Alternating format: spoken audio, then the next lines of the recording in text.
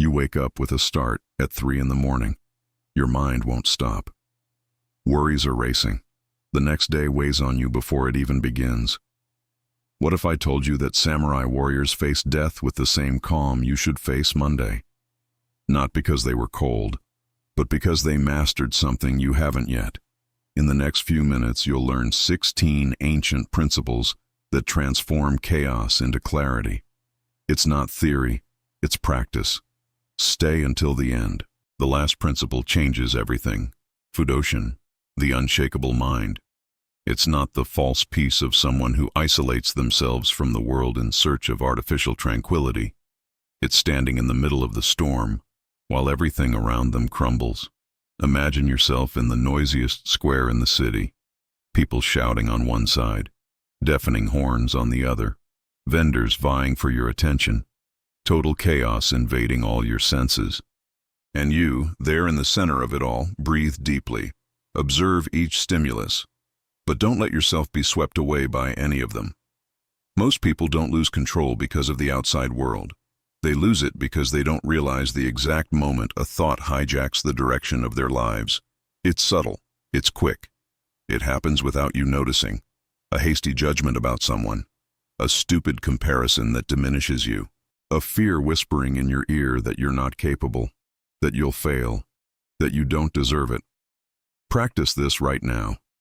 When a quick judgment pops into your head, when a toxic comparison tries to convince you that everyone else is better than you, when fear categorically tells you that you can't do it, simply observe. Don't try to push the thought away. Don't fight it. Don't pretend it's not there. Just don't let it drag you along like a boat adrift in the middle of the ocean. Between the stimulus the world gives you and the response you choose to give, there's a gap. Small, almost imperceptible, but powerful. This gap is your true freedom. And the tragedy is that very few people know it exists. They spend their entire lives reacting automatically, as if programmed, without ever discovering they have a choice. In Japanese sword fighting, there's a fundamental concept called mai, which means the right distance between you and your opponent. It's not a fixed measurement, but a constant dance of adjustment. Too close, and you expose yourself to a fatal blow. Too far, and you completely lose the opportunity to attack. It's the perfect balance between risk and reward, between vulnerability and safety. In your emotional life, it works exactly the same way. Someone deliberately provokes you. You feel the heat rising in your chest, anger boiling in your veins, the almost uncontrollable urge to explode, to retaliate, to show who you are. And it is precisely there, in that critical moment, that you choose. You breathe. You observe the sensation without being the sensation. And only then, only after this conscious pause, do you act. This isn't weakness, as many think. It's refined strategy. Reacting is being controlled by external circumstances, dancing to the tune others have chosen. Responding is maintaining your center while everything spins violently around you. It's being the immobile axis in the midst of the hurricane. Anger? You can let it consume you or transform it into a laser-like focus to solve the problem. Fear? It can paralyze you or become a prudence that protects you. Pain? It can harden you or transform into deep compassion that connects you with the suffering of others. It's the clean, precise cut that ends the confusion once and for all. A single movement. No wasted energy. Ancient warriors knew a truth most ignore. They don't try to move the wind. They don't waste absurd energy trying to change what can't be changed. Instead, they adjust the sails and navigate with what's available. You spend absurd amounts of energy trying to control the absolutely uncontrollable. The traffic that keeps you late, people's opinions of you, the past that already happened and can't be rewritten, the future that doesn't yet exist and may never unfold the way you imagine. Learn to ruthlessly distinguish between what is truly under your discipline and control and what belongs to fate, chance, and circumstances beyond your control. Releasing control isn't cowardly giving up. It's carrying less unnecessary weight so you can cross the river of life without drowning along the way. Marcus Aurelius, Roman emperor and Stoic philosopher, wrote something that echoes through the centuries. You have power over your mind, not over external events. Realize this, and you will find strength. It's that simple. That brutal. No beating around the bush or complicated philosophy. Musashi, considered the greatest swordsman in Japanese history, had a unique training method. He didn't seek out the perfect dojo, with impeccable tatami mats and controlled temperatures. Instead, he deliberately trained on any terrain possible. In torrential rain, sinking in mud, in the pitch black of night, on uneven, slippery surfaces. Why would anyone do this? Because Musashi knew a fundamental truth. The perfect mat doesn't prepare anyone for real street fighting. When your life is on the line, there's no soft mat, no referee, no rules. There's chaos. And those who have trained only for perfection crumble in the chaos. Every obstacle that arises in your life reveals a weakness you haven't yet addressed. Every frustration that consumes you reveals an attachment you didn't know you had. Did you lose the job you thought was forever? It's a brutal training in adaptability. Did the relationship you dreamed of end? It's a painful training in detachment. Did the project you pinned all your hopes on fail miserably? It's a necessary training in humility. Always ask yourself, in every difficulty, what exactly is this training in me? The stone that seems to completely block your path becomes a step to climb higher when you change the angle of the blade and look from another perspective. The masters have always known, excess dulls the sword.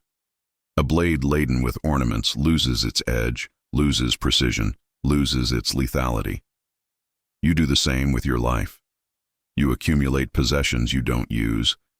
You collect distractions that don't nourish you. You carry vanities that exist only to impress people who don't even care. All of this weakens your center, dilutes your focus, and drains your vital energy. Stoic philosophers practiced something that frightened their contemporaries: voluntary deprivation. They occasionally slept on the floor. They ate the simplest meals possible. They temporarily gave up comforts, not out of unhealthy masochism or religious self-flagellation, but to experiment with real freedom. If you can live on very little, if you can be happy with the bare essentials, the world completely loses its power to blackmail you. Your bosses no longer control you with threats of dismissal. The market no longer manipulates you with promises of status. People no longer dominate you with their approval or rejection. Practice the principle of nothing useless in your life. That streaming subscription you paid for but haven't watched in months. That outfit in your closet you keep just in case, but will never wear again. That relationship that's already emotionally dead but you're keeping on artificial support just for fear of loneliness. Cut it all out. Less weight, more speed, more mental clarity. Suigetsu is a Japanese concept that literally means moon in the water. The moon has always been there in the sky, shining magnificently, but you can only see its reflection in the water when the surface is perfectly calm. If there are waves or agitation, the reflection fragments and disappears. Your mind is the water. Your problems are the waves that churn endlessly. Intentionally quiet your inner gaze and clearly see what already sustains you right now. Enough food on the table. A roof over your head that protects you from the rain. Reasonable health that allows you to get out of bed. People who genuinely care about you, even if they are few. Do a simple but transformative exercise. Name 3 specific things you're grateful for. Every morning when you wake up and every night before bed. No fuss, no generosity. 3 concrete things. This isn't toxic positivity, pretending problems don't exist. It's strategically refocusing your attention. Focus is your most powerful weapon. Where you consistently direct your attention, it inevitably grows. It's always worked that way. If you constantly focus on what's missing, what's wrong, what frustrates you, it dominates your experience. If you train yourself to also focus on what sustains you, what works, what strengthens you, it expands. Kimi is a term from the martial path that means total decision in the decisive moment. It's not a half-hearted decision with mental reservations and escape plans. It's an absolute commitment to the action you chose at that moment. Doing the right thing not because someone is watching and will praise you later, but simply because it's the right thing to do. You find extra money in the change the cashier gave you by mistake. No one would know if you pocketed it, but you return it. You see someone being wronged and stand up for them. even knowing they'll never know it was you. You strictly follow through on your commitments, even when it would be very easy to cheat and no one would find out. Results are mere fluff. They pass quickly, are forgotten, and don't last. Character is forged steel. It endures. It spans decades. It defines who you truly are. The true victory that no one can take from you isn't the trophy on the shelf. It's consistency when no one is looking. It's looking straight in the mirror and recognizing someone you genuinely respect. Mushin is a state of mind without friction, without internal resistance, without obsessive dialogue. It arises from intentionally cultivated silence, talking much less, perceiving much more. You're stuck in an argument that's clearly going nowhere. Egos are inflamed on all sides, arguments swirling in a vicious cycle, everyone repeating the same positions. And you, in the midst of it all, choose silence. He doesn't cowardly flee from the situation. He doesn't give up on the conversation. He simply positions himself in strategic silence. His conscious silence creates the exit that the constant noise will never find. It's a clean cut through the verbal confusion. Practice this as a daily discipline. 5 minutes a day of absolute silence. No background music, no endless scrolling on social media, no podcasts or audiobooks. Nothing but you and your own breath. It seems ridiculously small. It changes absolutely everything when you keep up the practice. Shugyo is the Japanese term for the type of training that keeps working when all the initial excitement wears off, when the novelty wears off, when no one is applauding you anymore, when you're tired and just want to stop. Motivation is just the initial spark, that enthusiasm that gets you started full of energy. Perseverance is the fuel that keeps the fire burning all winter long. You solemnly promise to wake up early every day. It works perfectly for the first 3 days. On the 4th day, when your alarm goes off, you hit the snooze button and justify it by saying that just today won't hurt. Stoic warriors discovered a secret. Small promises kept every day gradually build self-respect. Don't start by promising to run a marathon if you've been sedentary for years. Start with 10 push-ups every single day without a single slip-up. No creative exceptions. Celebrate the tedium of the process. Celebrate the ordinary, unseen. It is precisely there, in the monotonous and repetitive, that true character building takes place. Anyone can train when they're motivated. Few continue when boredom sets in. Musashi was famous not only for his victories, but for the duels he consciously avoided. He refused challenges from skilled swordsmen, not out of fear of losing or cowardice, but out of refined strategy. He perfectly distinguished which battles elevated him and which merely drained his life force. Many conflicts that arise in your life are nothing more than disguised invitations to ego, not to real growth. That endless argument in the family group about politics, that gratuitous provocation on social media from someone you don't even know personally, that coworker who seems to make it his life's mission to tease and irritate you.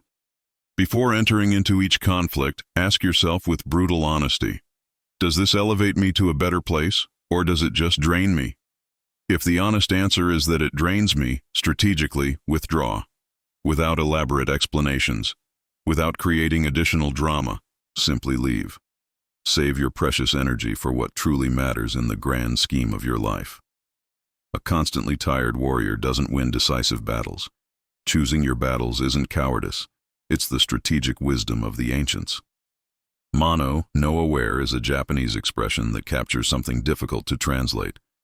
The bittersweet awareness of the impermanence of all things. It's about intensely savoring the moment without desperately clinging to it. Nothing in your life is guaranteed permanently. Not the pain that consumes you now. Not the joy that fills you in this moment. That absolutely perfect moment you're experiencing, it will inevitably pass. So immerse yourself in it fully now. Enjoy every second. That terrible crisis that seems to have no end, it too will pass. So breathe and get through it with dignity. Total presence in the now.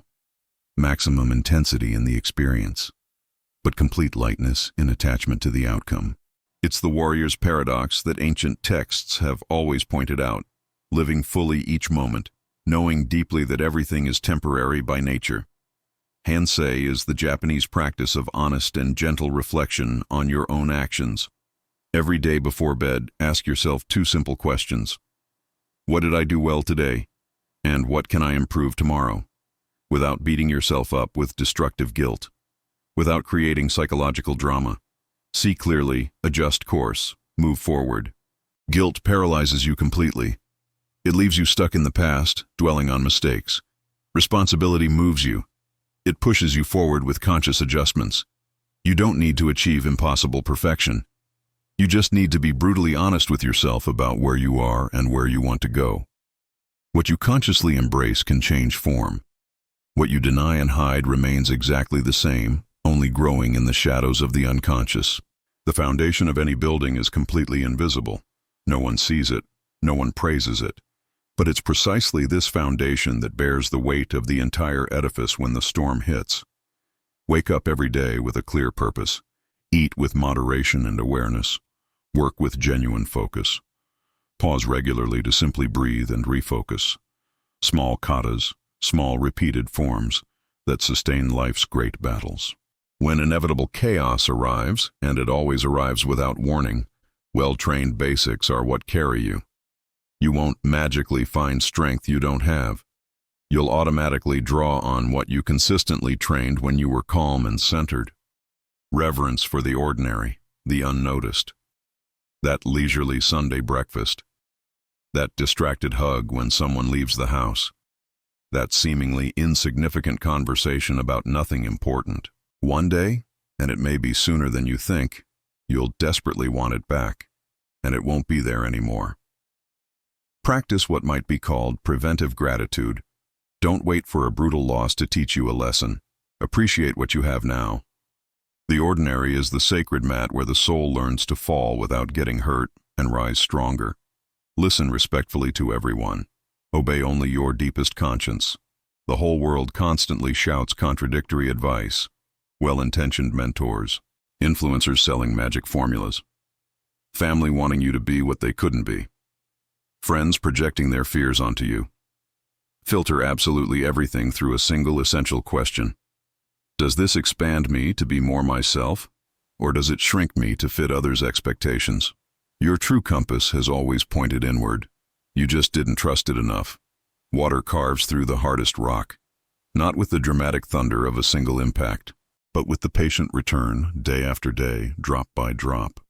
You don't have to be perfect at any given moment. You need to be consistently present. Have you fallen out of your league? Start over immediately. No unnecessary drama. No elaborate justifications. No paralyzing guilt. True discipline isn't cruel punishment you inflict on yourself. It's love practiced for yourself in concrete ways. It's consciously choosing, every day without exception, the version of yourself you want to be. Even when absolutely no one is watching. Especially when no one is watching or will ever know. These 16 principles aren't academic theory for philosophical debate. They're practical training for immediate application. And any training only truly works with consistent repetition over time. So here's your specific challenge for the next 7 consecutive days. 5 non-negotiable daily micro-katas. 1 full minute of conscious breathing before reacting to any provocation that arises.